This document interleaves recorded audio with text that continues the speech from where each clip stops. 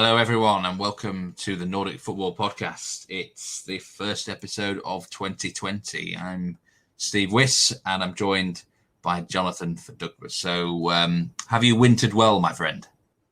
We're back. We're back with a bang.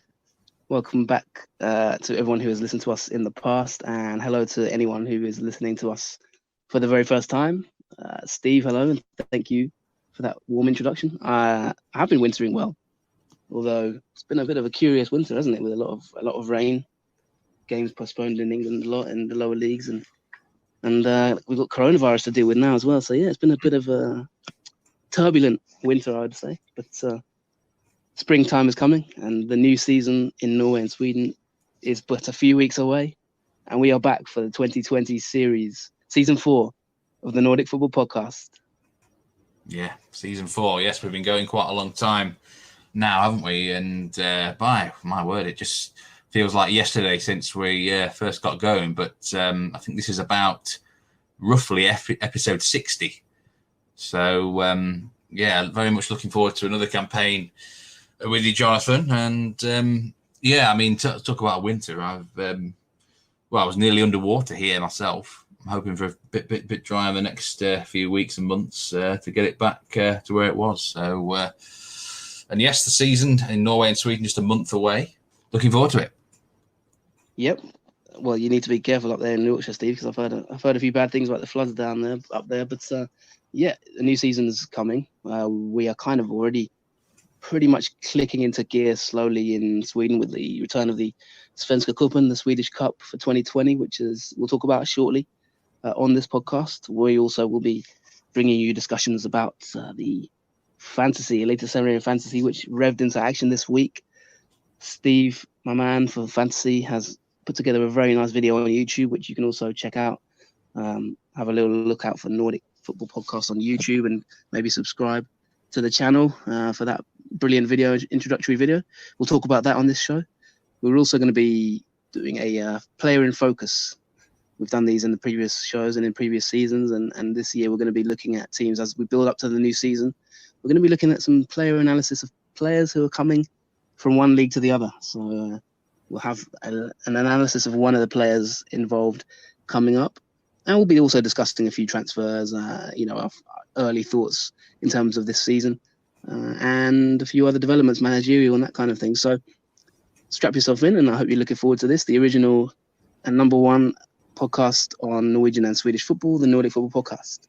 But before we do that, as we always do at this time of the year, we do like to give just a little bit of background about ourselves. And for those of you who may not know about us, who may be listening for the first time, who may be wondering who we are, or why the hell are we doing a podcast on Swedish and Norwegian football, or what qualifies us to be bringing you this show.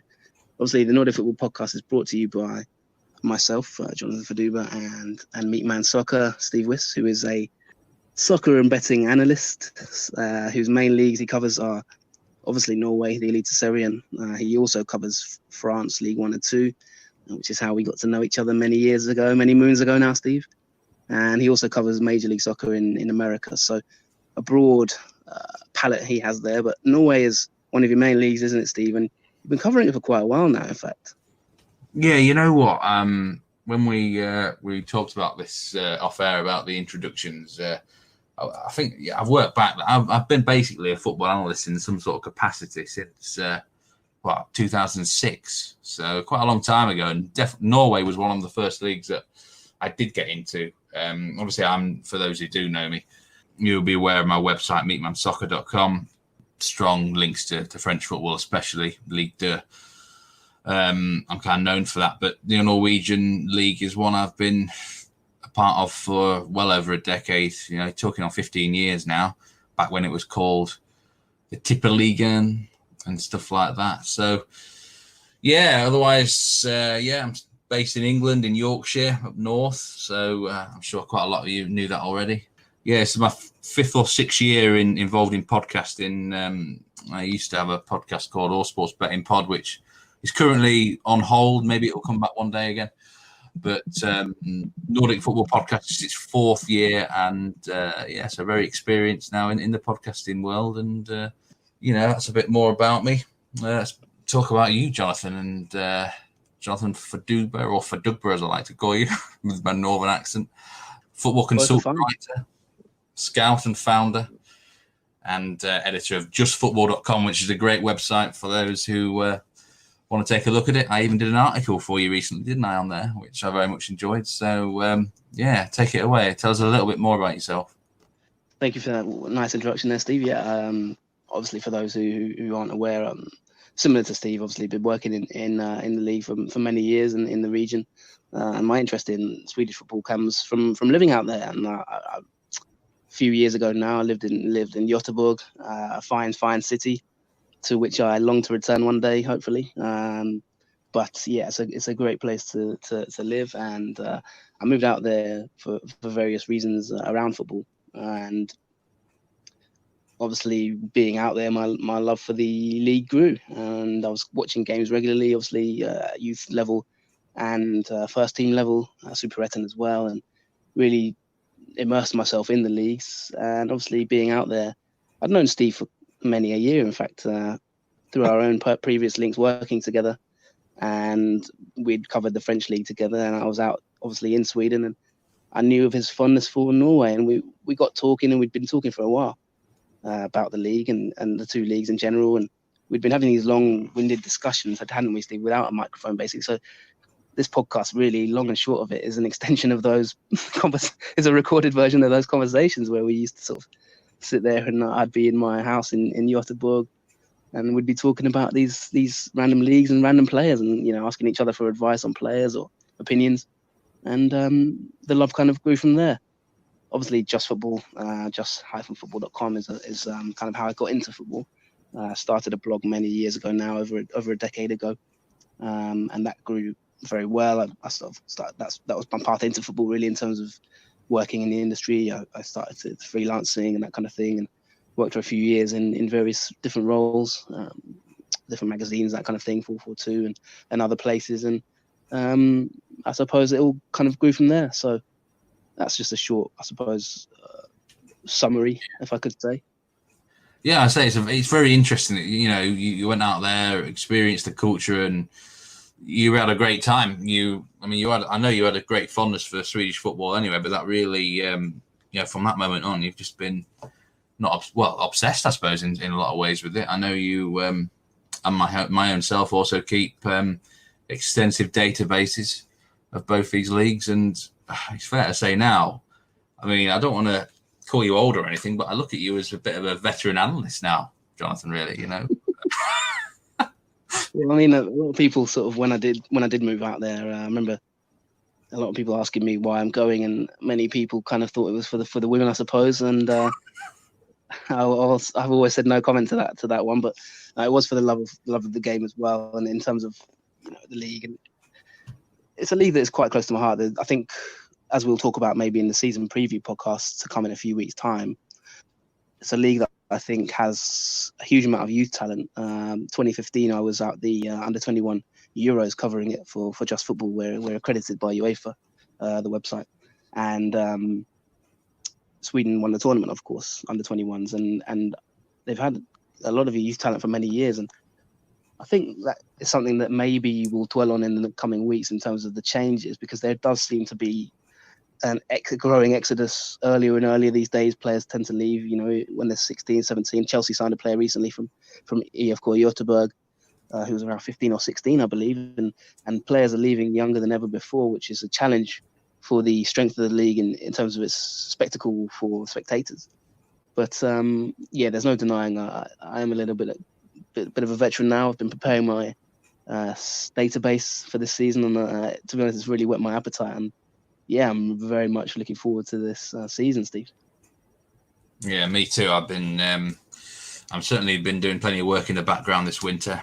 Be fully ready for the season. Like I say, very much seasoned analysts now going forward. So we've got a lot to give, and hopefully the listeners will enjoy our stuff once more. But moving on to sort of the next thing, this particular year, we are offering a service to clubs. So anyone out there listening, we know there's a lot of scouts and representatives from clubs. If you are interested in our services, then you can drop us a DM or an email or anything like that. And we, as I say, we look forward to collaborating with some football clubs this year. We believe we've got the abilities to make a difference to your club. So something else to look out for there, John. Yes, this is a brand new service. Actually, we're talking about it exclusively for the first time here. So anyone who does have an inquiry, please do get in touch. You can email us nordicfootpod@gmail.com or drop us a DM. And as you've mentioned, Steve, we had a lot of really good feedback from clubs. You mentioned that we do have a lot of followers who are working at clubs, scouts, as you mentioned, that kind of thing. And so, yeah, we're going to be opening up our services this year, but we'll probably keep it fairly limited in terms of who we work with, and we'll have more details about that maybe in the coming weeks and months.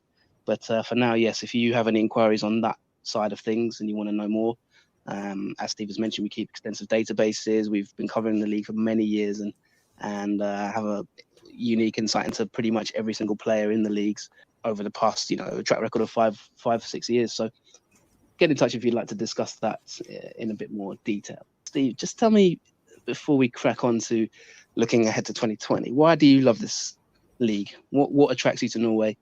It can't just be the fjords. What do you feel differentiates this league, in terms of when you consider it, and what do you like about it? Not just this season, but in general. What I like about the league at the moment, and I can't believe I'm actually saying this because I was a strong advocate for it, that it's a non-VAR league. And look, I don't even want to talk about VAR now, but having watched a lot of Liga and MLS stuff, look, at least when a goal goes in Norway, it's a goal. You can celebrate it or whatever. You know what's happening. So there's that part. It's what I like about the Norwegian league. It's very raw. Players generally are not cheating that much. You get a few foreigners that might try it, but by and large, if a player goes down, they're injured. There's not a lot of time wasting in that regard, play acting. There's a few exceptions as always, but also I love how you can still put a strong tackle in Norway and you might get a yellow card or nothing, when in some of the other leagues that I watch, you're sent off and probably suspended for about 3 or 4 games. So look, I like that aspect of it. Yeah, you can complain about referees a bit and stuff like that, but there's a raw aspect to Norwegian football that I like. And I think the majority of teams like to have a go, like to entertain the fans and try and score goals. So, yeah, for me, that is the main positives of the Norwegian league right now, even if the actual quality levels have gone down a bit. Well, I do have to say that, and having spoken to you many times over the last, few years, I never thought you would say that no VAR is the reason why you love it, because we've had many a strong debate about VAR, and you've tended to always be on the positive side of it, and I've always tended to be a bit more negative. So that is very interesting to hear, in fact, Steve. Yeah, it's because the other leagues I watch, apart from France Ligue 2, are all VAR leagues. And look, I'm convinced done in the right way, like it is in America, for example, it's a positive. But the ball ache of VAR is that you can't celebrate a goal until you are kicking off at the halfway line. And I know this from a betting point of view, for example. If you want a goal, you're always worried in case it's going to be chalked off for something. As soon as that ball hits the back of a net in Norway, within 5 seconds if it's going to be disallowed. So I like that aspect. That was always my key point about VAR. Just it kills the emotion of the goal. You don't know what you're celebrating, and especially in the stands, if you're there in the stadium, that's always been my number one issue with VAR. It kills that moment, which is the moment we all love in football, the purest moment there is. So yeah, I've always it's no VAR in Sweden either, I don't think. So I mean, I think at the moment he's probably right that both the leagues that we covered don't actually have that technology, because I don't think those leagues are ready for it. They don't really need it yet. Perhaps not. Yeah. But, so I think we'll leave VAR for one day. I think probably anyone who follows the Premier League has probably had it up to their ears in VAR. So yeah. So Swedish football for you then. You've said there a little bit what your likes and loves of it, but is there anything else in particular about the Allsvenskan that you particularly adore? Yeah, I think it comes back to what you said. I find it funny that you said about foreigners there, by the way. I was going to ask you, does that include English players in Norway? But your perspective of a foreigner, what is that? But no, I think you touch on something there, which I do agree with. I think one of the things I really like about the Swedish league is I find it a very honest league in terms of, I think it's a very pure league. I think that comes from the fact that there's perhaps a lack of financial investment to the extent of the Premier League, for example, or other leagues around the world. It's not a financially lucrative league by any means, to be honest.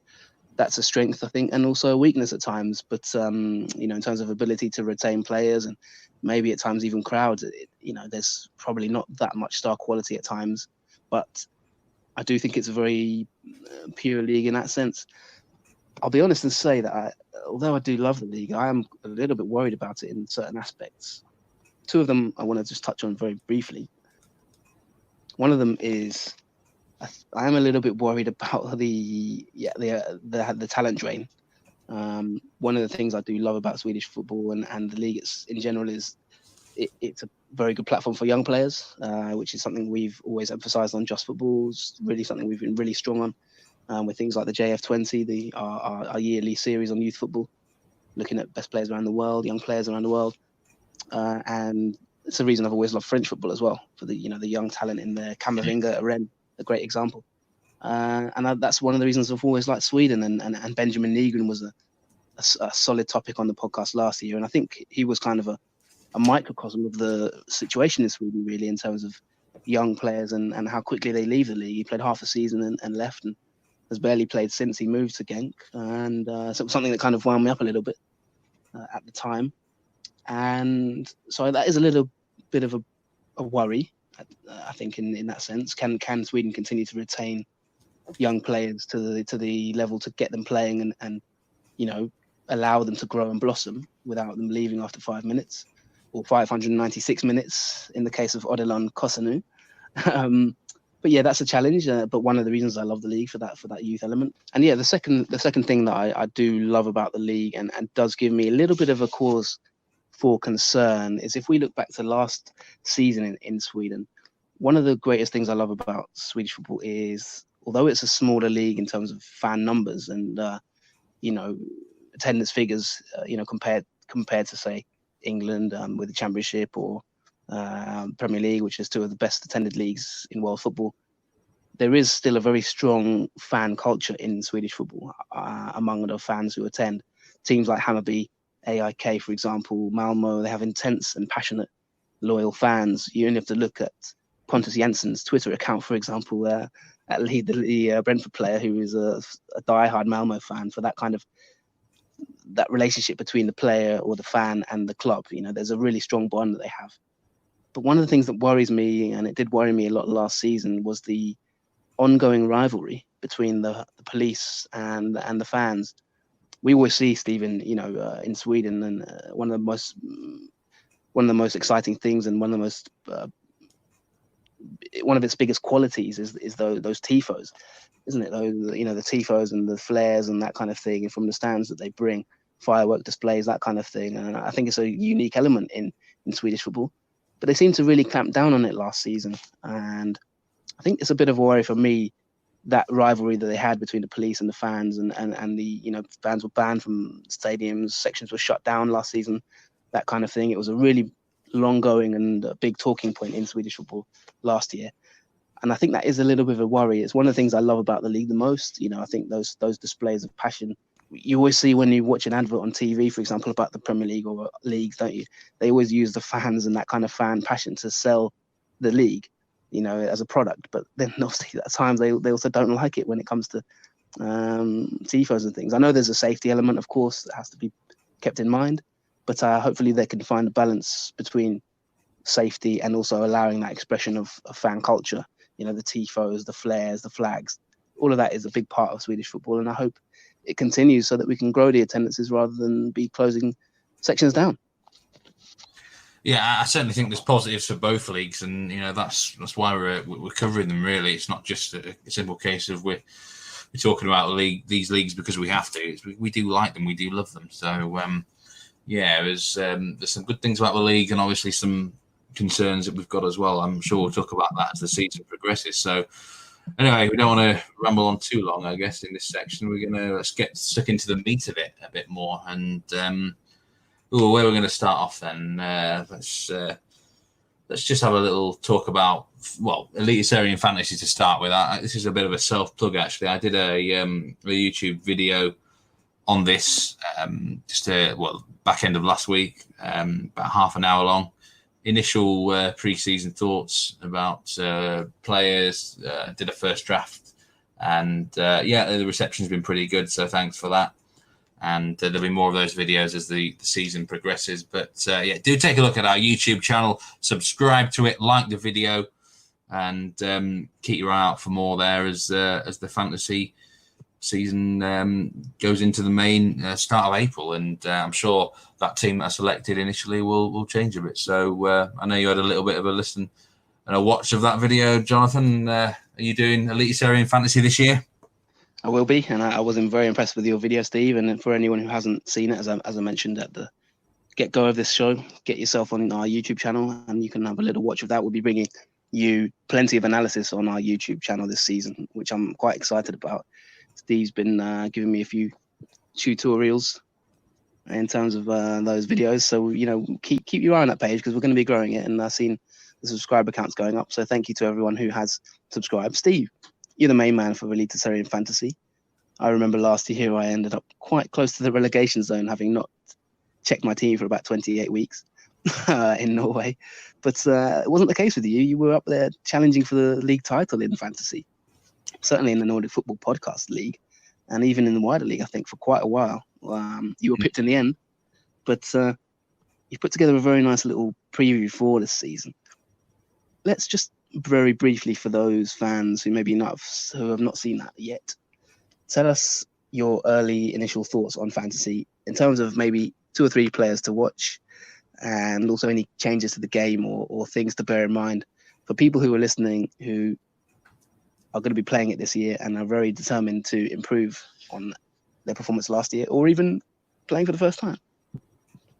You're right, by the way. I did have a very strong 2019. I was ranked inside the top 230 in the whole game, which is no mean feat, is it? And as I say, in the Eliteserien Fantasy League, we had someone who finished in the top 10 overall, I do believe. So, looking forward to it again. And look, our first thing about the game is I think it's much harder this year. The prices there's quite a lot of expensive players, and being a bit of a tight Yorkshire, I was cringing at some of these prices. I'm like, I don't want to fork out this amount of money for certain guys. I'm like, bloody hell.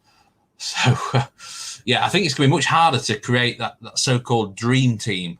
And I know a few people have been commenting about this, but you're going to have to make sacrifices. If you want some of these big dogs, these big fish, you're going to have to say, I'm going to go with him and bin certain other ones. I suppose it's a bit like Premier League fantasy, isn't it? You can't have too many. You can't have like your Salahs, Agueros, De Bruyne's, whatever in the same team. Well, if you are going to have them in the same team, you're going to have to have donkeys, aren't you, as your other players?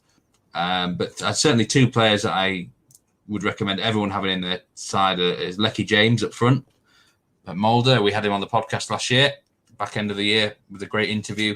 I'm 100% convinced he'll be the top scorer in the league for 2020 unless injury hits him. I could see him getting sort of even 20, 25 goals really. And then I think the other guy to look out for is Nicholas Castro from Ålesund.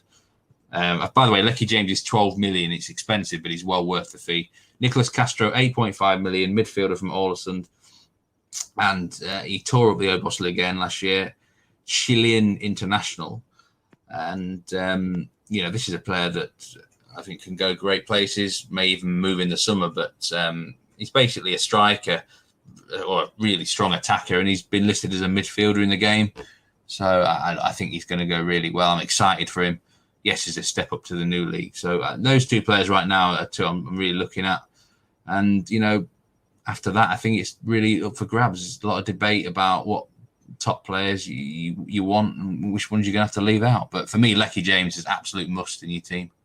Good insight there. And don't forget, we had an exclusive interview with Lecky James, the man himself, Steve's number one tip for Eliteserien Fantasy in 2020. He joined us on the podcast back end of 2019 in one of our last shows. So if you get yourself on iTunes or Spotify or Acast or however you consume this pod and look back through 1 or 2 episodes, we've had an exclusive interview with him after he won the league with Mulder. So have a little listen to that. And he sounds like a must player for your team. Now, Steve, there's always one player who starts the game fairly undervalued in terms of cost and then shoots up in price over 2 or 3 months. I remember this time last year, Hakon Evjen was the man that no one really talked about much in terms of fantasy. He was very reasonably priced for even a Yorkshireman like yourself. And I picked him up and I had him in my team from day one till the end of the season, which was one of the few good things I actually did all year in fantasy. Looking ahead at this season, is there a player that you look at with good value? I know you just mentioned one there, maybe an Allsvenskan player, newly promoted team. Is there anyone else that you look at and say, okay, at that price level, I imagine he will, rise by say 0.5 or 1 million in the course of the season? You know what? It's interesting you're talking about Bodø/Glimt because Jens Petter Hauge at 7.5 million, he could be the sort of the Evian of this year. There's less of a secret because back end of last season, he was doing the business on the field for Bodø/Glimt anyway after Leuni left. So I know a lot of people had him in the fantasy teams towards the back end of the year. So yeah, he's not a complete secret or anything, but 7.5 million, I expected him to be a little bit more. I expected him probably to be at least 1 million more. So he's someone I could see that price going up. And perhaps another one would be Yander Landley at Viking, 7.5 million. Look, he's a fantastic player if he can keep fit. His move to Rosenborg didn't really work out. But when he's actually in a good physical condition, then he's a brilliant player. And if they can just wrap him in cotton wool a little bit, then I would say he is one that could go up in price as well. So yeah, a couple of prices there that you can keep your eye on for value. And maybe you could have a look at. I'm sure you'll have a look at that game in the next few weeks before the season starts, John. Oh, 100%. I'm going to be on it this year. I'm very much looking forward to it. I'll be keeping an eye on your YouTube videos, to be honest, and building my team. There's also a few other good videos out there that I've seen, and we'll be talking to some of those people involved. And anyone who is involved, please drop us a tweet at Nordic Football and tell us who you think is an undervalued player, or maybe a must-have player for your team this season. I'd be interested to hear from others as well as the meat man himself.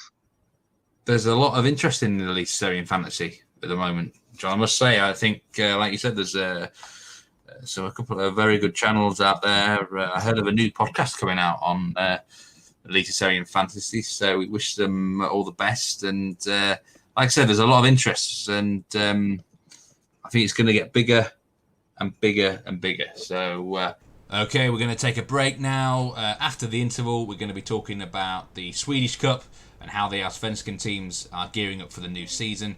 We've got an in-depth player analysis on a new Rosenborg striker, Dino Islamovic, to look forward to, and a few other things that we need to discuss. So catch you after the break.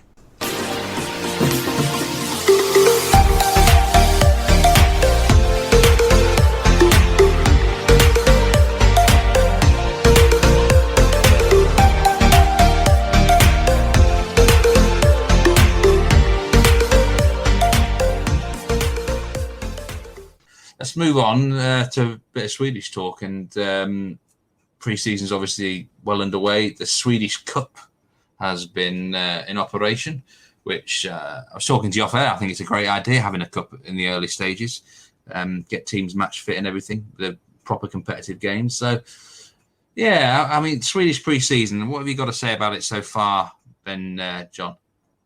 Well, yeah, I think the first thing to say about it is it's obviously real football, isn't it, compared to fantasy? This is the real action.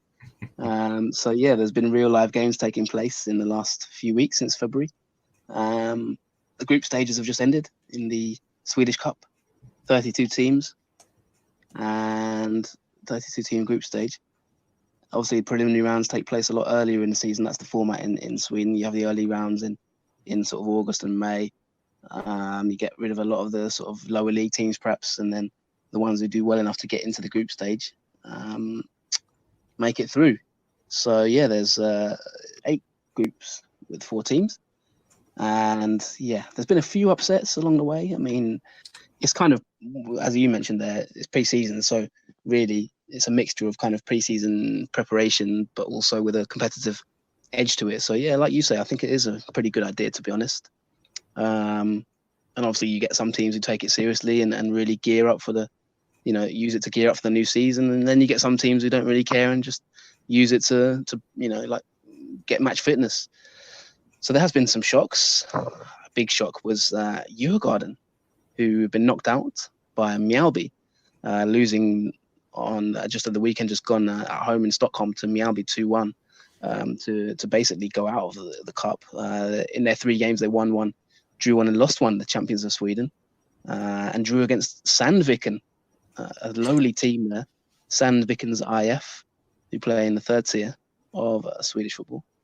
So that was a major shock to business. And Djurgården are one of the teams, I mean, I think you're going to ask me in a minute, who's looking good and who isn't in pre-season. And Djurgården are certainly a team who are having a few teething problems in this pre-season. And yes, of course, they won the Swedish Cup 2 seasons ago. So getting knocked out at the group stage in the first hurdle is not ideal, especially to, a team, Mjällby, who've just been newly promoted. I mean, just briefly before I let you, I think you've got a question about it, but Djurgården were in probably the easiest group of any of the teams, really. Maybe bar Malmö, who were in a fairly easy group as well. But Djurgården's group was Dalkurd, Sandvikens, and Mjällby, and they've failed to get through and only got 4 points. Yeah, I'm just looking at these groups now, and as you can imagine, I'm very excited about the Swedish Cup. Cups being my sort of thing, Jonathan. Anyway, so Mjällby have qualified. Malmö have. Hammarby, and it's going to be one of AEK or Kalmar from Group 4. Falkenberg, they top Group 5 ahead of Norrköping. Häcken, they have a great record in this cup, don't they? They always seem to go well in it. They're through EFK Göteborg are there, and so are Elfsborg. So, there's mostly big names left there, apart from Mjällby, and these teams. Once you're in that quarterfinal stage, it's quite serious, isn't it? And it's certainly worth its weight in gold because you get to qualify for the Europa League if you win the competition. Yep, Beko Häcken are the holders, in fact. So yeah, they're looking good, and they had a big win today against Östersund. It was one of the bigger games in that sense. Obviously two Allsvenskan rivals. I'll be honest and say I haven't seen many of the games, but was out in Sweden to see the preparations of Östersund and Brommapojkarna, which I think you'll talk about. You might ask me about that. But yeah, Elfsborg got through with an 88th minute goal. Moroccan Dione, a player I've said to look out for many a time. A few years now I've been talking about him. But yeah, he's put them through. So yeah, we've the draw will be tomorrow for the last 8. And yeah, it could be some interesting ties there because obviously you've got, as you say, Elfsborg, you've got your EFK, you've got Häcken. It could be maybe a Gothenburg derby there. Falkenberg have done extremely well to get through, and we'll be keeping a close eye on them, having interviewed their manager at the back end of last season, Hasse Eklund, which again, as I mentioned, you can go back and listen to. But yeah, it's going to be an interesting last 8 tie. I would have the favourites at the moment as Hammarby, just because they're looking extremely good in pre-season. And I think, although we're not doing a season preview on this show, we'll be bringing that in a few weeks' time. But they certainly look like they're going strong and could be really strong contenders this season on all fronts. I'm interested here I was going to ask you saying who's looking good in pre-season. So you already said that Hammarby. What about Malmö? They actually won a match 8-0 in this Swedish Cup. So, for me, they also look like the standout team along with perhaps Häcken. But Hammarby, I know, have definitely caught your eye in this pre-season. Anyone else? Well, you say that about Malmö. I'd probably beg to differ on that one. very, very average against Wolfsburg in the second leg. They were dominated in the Europa League, and I think there is a little bit of work to do there at Malmo, to be honest. Although they battered, a team 8-0, it was Syrianska, who are, a pretty dreadful team all round, if I'm honest. They are a poor side, especially when they're not inspired. AFC Eskilstuna beat them 6-1 as well. So that tells you a little bit about them. But yeah, Malmo, I think they're a work in progress, really, under the new manager, of course. We'll talk about them. I don't want to talk too much about the teams in detail at the moment, but obviously, Jondal Thomason is their new manager, which is a nice little Scandinavian tie there. Former AC Milan striker, of course, and Danish international. He's the man in charge now of taking over from Uwe Rosler. And they've shown a few teething problems. They did obviously beat AFC Eskilstuna recently 3-0, but it was a fairly easy group, which they've come through unscathed.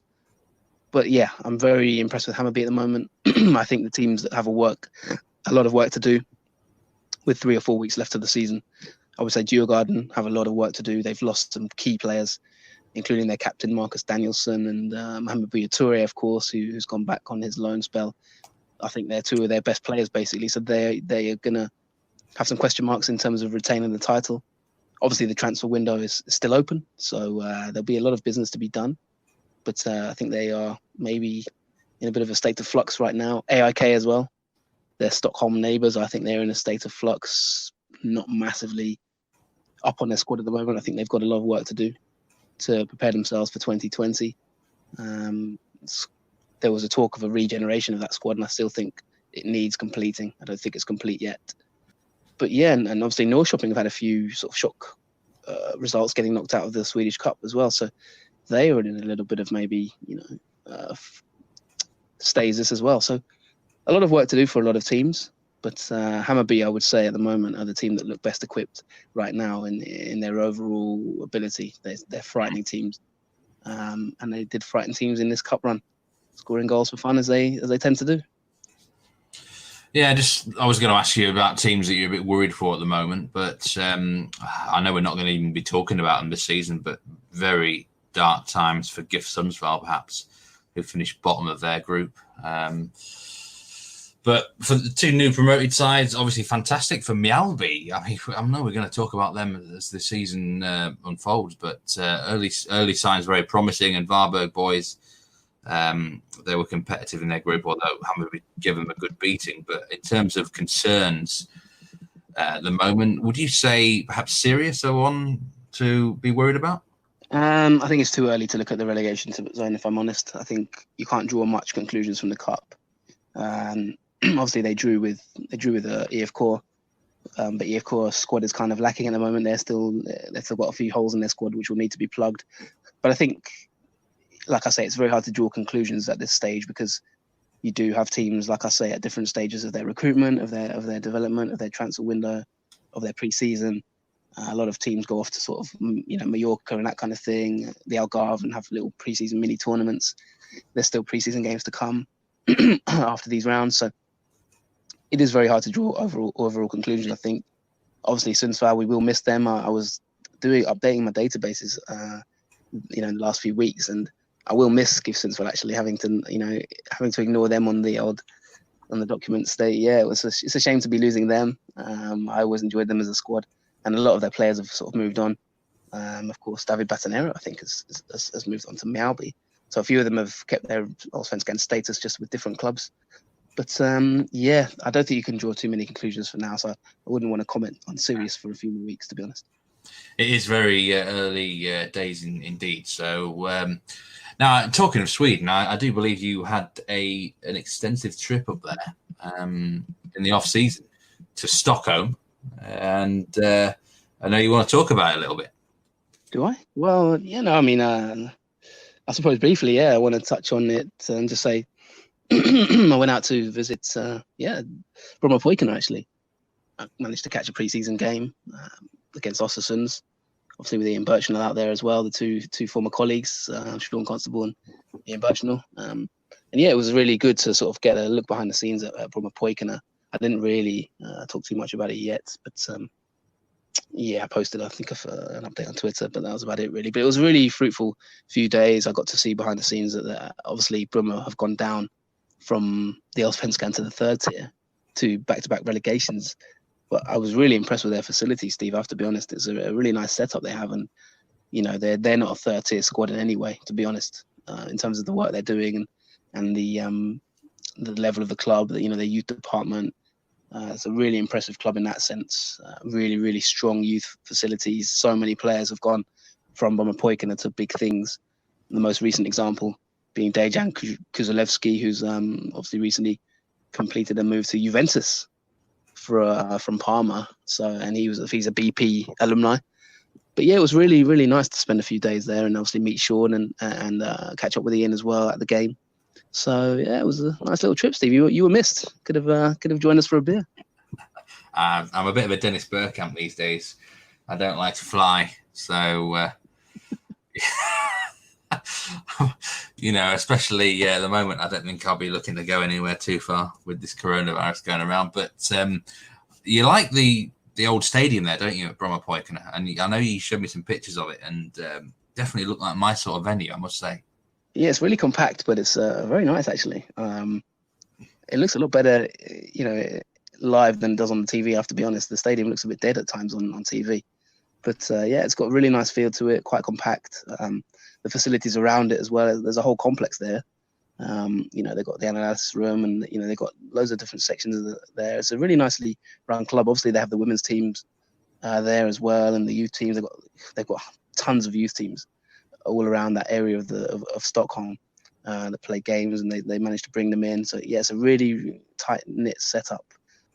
But one of the funny things, I thought one of the quirky things, I don't know if Sean will be too happy with saying this, but there was a bit of graffiti on one of the walls in the stadium, which a cheeky AIK fan has managed to get in and graffiti AIK on one of the walls at the stadium. So I did point it out to Sean.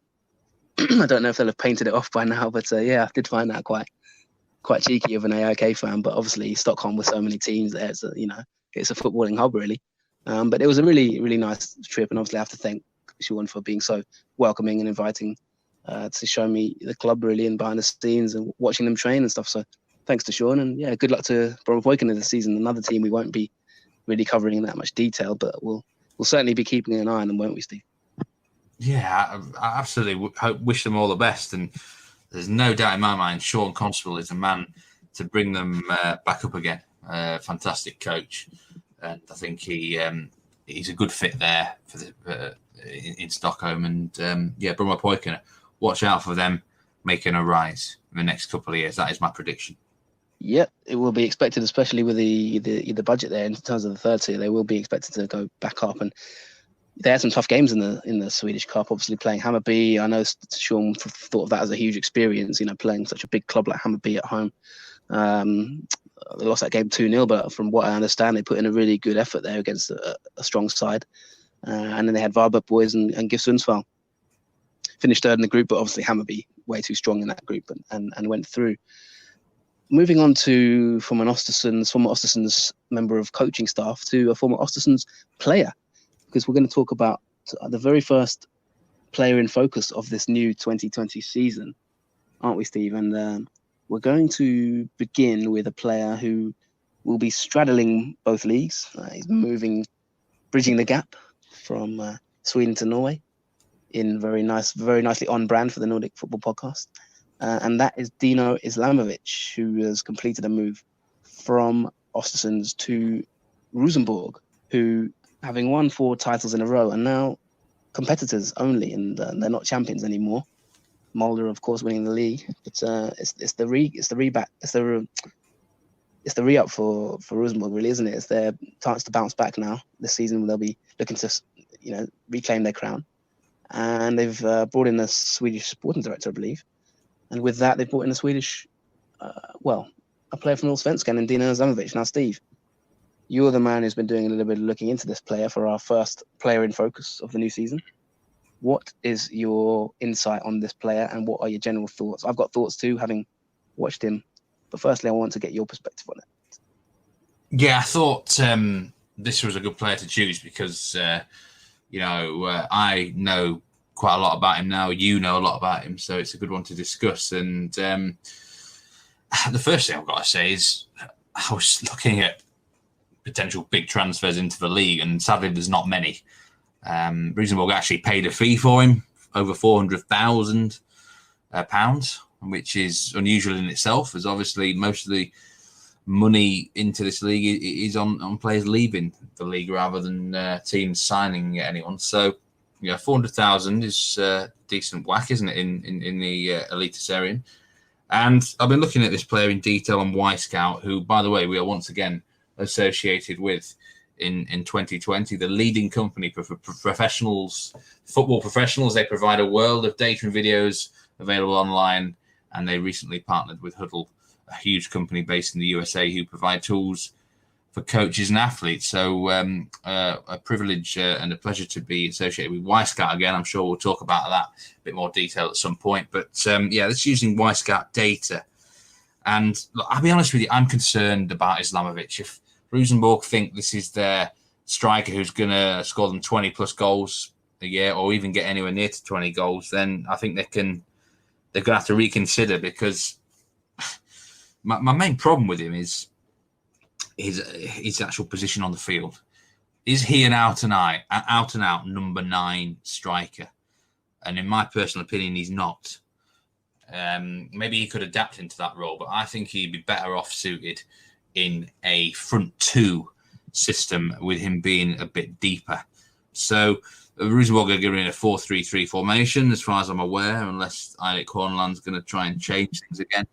I doubt it. So basically, that 4-3-3 system, I'm going to compare him a bit to Alexander Söderlund from last year, and the big difference in comparison is shots on target.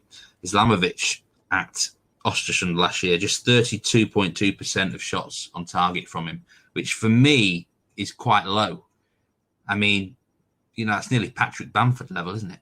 So, and I'm thinking, is that a bit of an anomaly, because they were a poor team last year, weren't they? Fairly well, certainly second half of it. But in 2018, when he did have a reasonably good year, just 37% of his shots on target there, which is not that high, is it? If we look at expected goals, 7.52 expected goals last year, and he only scored 7. So, look, it's not disastrously bad, is it? But it's nothing special. It's not. It doesn't give the impression to me of this sort of clinical finisher. Like compared to Söderlund, for example, 44% of his shots were on target last year. I just don't see him necessarily as an upgrade. He's going to bring different qualities to the team. For example, his dribbling success rate is close to the 50% mark, which is a lot better than what Söderlund was. He is very good in the air. He wins, again, nearly 50% of his aerial duels. And obviously, he seems more of a physical unit than Söderlund in that way. I could see him scoring quite a few headers in the Norwegian league, to be honest, just over-muscling and overpowering defenders in that respect. But he's an interesting mix, because he seems quite a good technical player as well. With the dribbling, he's got a good pass rate to him. But honestly, he feels to me more like a number 10 than a number 9, or sort of a player in between a 10 and a 9, if you know what I mean, John. I just don't see him as that sort of leading the line type striker, number 9, which surely a team like Rosenborg need. Well, it's an interesting prospect you've mentioned there. I mean, just for a bit of an overview for those who may not know Dino Islamovic, of course, and may never have heard of this guy. He's a 26-year-old striker. He's born in Sweden.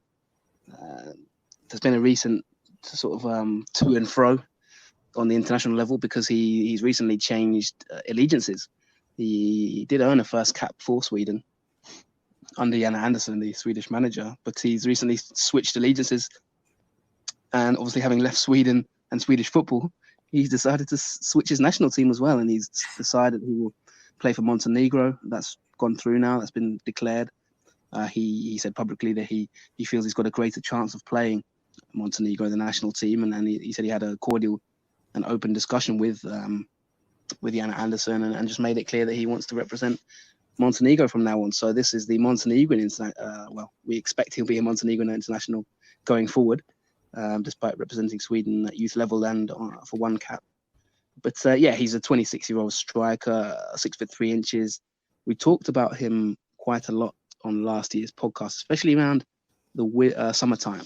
We had you mentioned there as well, Steve. We have our partnership with Y Scout, and we write for them as well. We have a column on Y Scout which you can check out, and we mentioned Islamovic on one of the columns in the summer because there were strong links with Championship teams in England, Leeds United, your team there, Steve. Nottingham Forest, I think, were linked. Middlesbrough as well was strongly linked, and I think those links were confirmed unofficially. Contacts that we have and that kind of thing. And I think there was a lot of rumours. They never went through in the end. There was a feeling that a lot of scouts went to watch him around the time of those rumours, and he failed to impress a little bit. I think that maybe is an indicator. Maybe is he quite at that level for Championship football? And I guess the verdict from those clubs that scouted him was no. And so he remained at Östersunds, and I do think that affected him a little bit, to be honest, because I think it turned his head, and I think he wasn't as good in the second half of the season as he was in the first half of the season, if I'm being honest from what I saw. Now, whether that's because of a mental factor or physical or for whatever reason, he just dipped a little bit. But this is a player who obviously he spent a lot of time in Dutch football, played for Groningen for 2 seasons.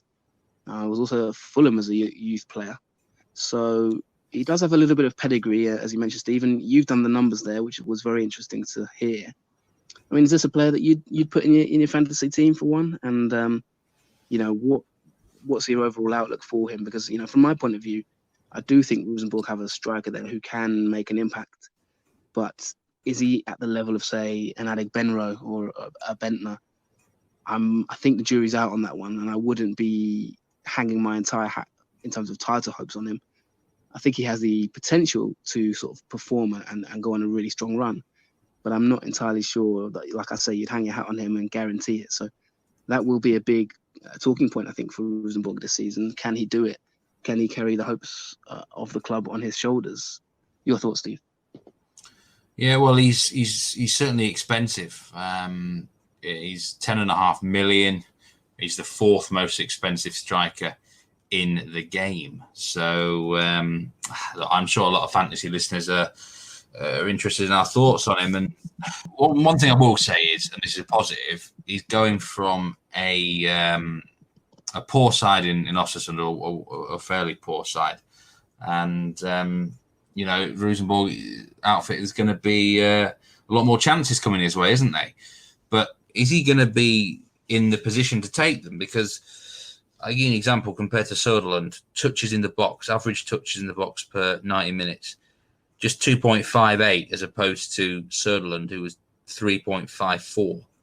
Now, he's got, for me, changed his game at Rosenborg. He's got to become that number 9 type striker fully. They don't need him to sit deep. They've got the midfielders for that. So I'm going to be very interested to watch him, certainly on a positional sense, whether he's going to do that. I mentioned the shots on target, and he tends to shoot from quite a lot of times outside the box. Now, that is not going to cut it at Rosenborg. He needs to be inside the box and converting the chances. So if he can change his game to be that, then I could see him going quite well, because I say the opportunities will fall his way. Looks like he's very strong in the air, and that's going to be his big positive for Rosenborg going forward. But a lot of his goals are purely left-footed. He's not a Savo Milosevic, is he? Things like that. So I've got concerns about him, to be honest. I think the jury is very much out. My gut feeling is that he's gonna flop. Well, that's a big call there, and it will remain to be seen, I suppose. But yes, I suppose that's the verdict on him from you. Any Rosenborg fans would be very keen to hear your opinions on that new striker. Will he be a flop? Will he be a big performer for Rosenborg? Can he carry their hopes? It will remain to be seen. And Dino Islamovic is the first of many players we'll be looking at as a player in focus on the Nordic Football Podcast in 2020, season to come. We are planning for our pre-season shows to come in the next few weeks, so stay tuned for those and subscribe to be notified of them. And of course, you can follow us on Twitter at Nordic Footpod. Give us your thoughts on Islamovic as a player, Rosenborg fans, and anyone else, Östersunds fans as well, of course. And and also you can check us out on Facebook, Nordic Football Podcast, or on our YouTube channel. Steve, we're going to wrap things up now. What are your closing thoughts on this pod? This was just a kind of preview show about what you can expect in 2020. But do you have any sort of closing thoughts before we move on? Yeah, so looking forward to the season very much, and hope that was an insight into what we can offer this year. We've got some great team and player analysis sort of lined up for the year. So keep it here on Nordic Football Podcast for that. And before we go, I just want to quickly mention an article that we're involved in. It's called the 94th Minute, and it's a great blog site. If you follow them on Twitter, it's I say it's some fantastic stuff on there, and it's called the Starting 11 series, where they've asked a lot of questions, and at the end we pick our favourite 11 and the reasons for it. And now I did most of I did all of the selection for the 11. It turned out into an interesting team, but yeah, well worth giving this 94th Minute blog a follow on Twitter, and also a read of the article they did with us. In fact, actually, we're involved in a Twitter poll, in terms of they're comparing all these starting 11s, and I think we're currently leading our group in the poll that the people are voting for. So, yeah, give that a blog a really good follow. Yeah, and we're off now. That's the end of this first show of 2020. Thank you for joining us. Any questions you have, give us a tweet or a post on Facebook or an email, even more traditional if you like. You can send us a letter, but we don't have a registered address, so I'm afraid that's probably out of the question. But yeah, we're off now, and before we go, I just got a little tidbit of information that you may enjoy, just a demonstration of the fan culture in Sweden, the sort of sense of humour from the stands, to be found at the Malmo AFC Eskilstuna game over the weekend. As I mentioned, the fan culture was a banner which read, of course, the history with Malmo, and obviously AFC Eskilstuna, perhaps the most hated club in Sweden, arguably.